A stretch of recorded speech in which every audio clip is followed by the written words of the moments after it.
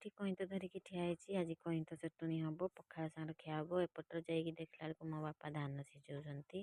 ଛୋଟ ଛୋଟ ଛୁଆମାନେ ଖେଳୁଛନ୍ତି, ଭାତ ତରକାରୀ ରାନ୍ଧୁଛନ୍ତି। ଆମେ ପଳେଇ ଆସିଲେ ଏପଟେ ପଖାଳ ଖାଇବା ପାଇଁ। ପଖାଳରେ ହେଇଥିଲା ଆମର ସାଙ୍ଗରେ ହେଇଥିଲା କଇଁତ ଚଟଣି, ଶିମ, ଆଳୁ ମସଲା ଦେଇକି କଷା ହେଇଥିଲା।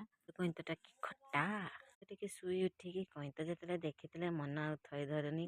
ଉଠିକି କଇଁତ ଧରିକି ଏଇଠି ଲଙ୍କା ଲୁଣ ଗୋଳେଇ ଦେଇକି କଣା କରିଦେଇକି ତା ଭିତରେ ଲଙ୍କା ଲୁଣ ପୁରେଇ ଦେଇକି ଭଲସେ ଗୁଡ଼େଇ ଦେଲି ଗୋଟେ କାଠିରେ। ତାପରେ ଫଟେଇ ଦେଲି, କେତେ ସୁନ୍ଦର ଦିଶୁଛି। ତାପରେ ତ ମା ଛୁଆ ଆମେ ଖାଇବା ପାଇଁ ଲାଗିଗଲେ। ଏପଟେ ମୁଁ ଖାଉଛି, ଏପଟେ ମୋ ଝିଅ ଖାଉଛି। ମା ଝିଅ ସାଙ୍ଗରେ ଖାଇଲେ, କିନ୍ତୁ ମୋ ଝିଅ ଖୁଳଗାକ ନେଇଗଲା ଖାମ୍ପଡ଼ିতে। ଡାକିଲା, ଆମେ ମା ଝିଅ ଆସିକି ଗରମା ଗରମ ସିଙ୍ଗଡ଼ା ଖାଇବା ପାଇଁ ଲାଗିଗଲୁ। ଖାଇସାରିକି ମୋ ଝିଅ ଟିକେ ମସ୍ତି ଦେଲା, ମୁଁ ଖାଇଦେଲି। ଗୋଟେ ପଳେଇ ଆସିଲେ ମୋ ବାପା କହୁଥିଲେ ଟିକେ ଧାନ ଗୁଡ଼ାକ ଉଠେଇଦେବା। ଆସିଲେ ଦେଖିଲାକୁ ବାପ ଝିଅ କୁକୁର ଛୁଆ ସାଙ୍ଗେ ନାଗିବା ପାଇଁ ଲାଗିଗଲେ। ତାପରେ ଆମେ ଧାନ ଗୁଡ଼ାକ ଉଠେଇତେ ଲାଗିଗଲେ। ମୁଁ ଗୋଟେ ପୁରା କଷ୍ଟମଷ୍ଟ ଉଠେଇଦେଲି। ଉଠେଇ ଦେଇକି ମୁଁ ଗଣିଲି 16ଟା ବୁରା ଥିଲା। ପୁରା ତ ଯେମିତି ସେମିତି ଉଠେଇଦେଲି। ଆଉ ଗୋଟେ ପୁରା ଉଠେଇଲା ବେଳକୁ ଉଠେଇ ପାରିଲିନି, ପକେଇଦେଲି। ସ୍ୱାମୀ କହିଲେ ଥାଉ ଥାଉ ଉଠେଇବା ଦରକାର ନାହିଁ।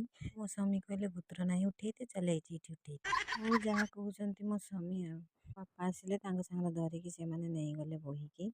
ଗୁଡ଼ାକ ନେଇକି ଘର ଭିତରେ ଥାକ ମାରିଦେଲେ। ଏଥିରେ ଲାଇଟ୍ ନାହିଁ, ସେଥିପାଇଁ ମୁଁ ଯାଉଛି ବେଳେ ଆସୁଛି ବେଳେ ମୋବାଇଲରେ ଭିଡ଼ିଓ କରୁଛି। ଏପଟେ ସେମାନଙ୍କୁ ଲାଇଟ୍ ଦେଖୁଛି। ଏପଟେ ମୋ ମା ପଳେଇ ଆସିଲେ। ଏଠି କିଛି ଧାନ ପଡ଼ିଥିଲା, ସେଇଗାକୁ ପାଛୁଡ଼ିକି ବୁରାରେ ପୁରେଇ ଦେଲେ। ଝୁଣ୍ଟ ବୁରା କିଛି ପଡ଼ିଥିଲା, ମୋ ବାପା ସେଇଆ ଗୁଛେଇକି ବାନ୍ଧିକି ରଖିଦେଲେ। ଆଜିକାଲି ତ ଝୁଣ୍ଟ ବୁରା ଦେଖିବା ପାଇଁ ମିଳୁନି। ଭିଡ଼ିଓ ଯଦି ଦେଖିବା ପାଇଁ ଭଲ ଲାଗୁଥିବ ତାହେଲେ ପ୍ଲିଜ୍ ଆମ ଚ୍ୟାନେଲକୁ ସବସ୍କ୍ରାଇବ୍ କରିଦେବେ। ରହିଲି, ଜୟ ଜଗନ୍ନାଥ।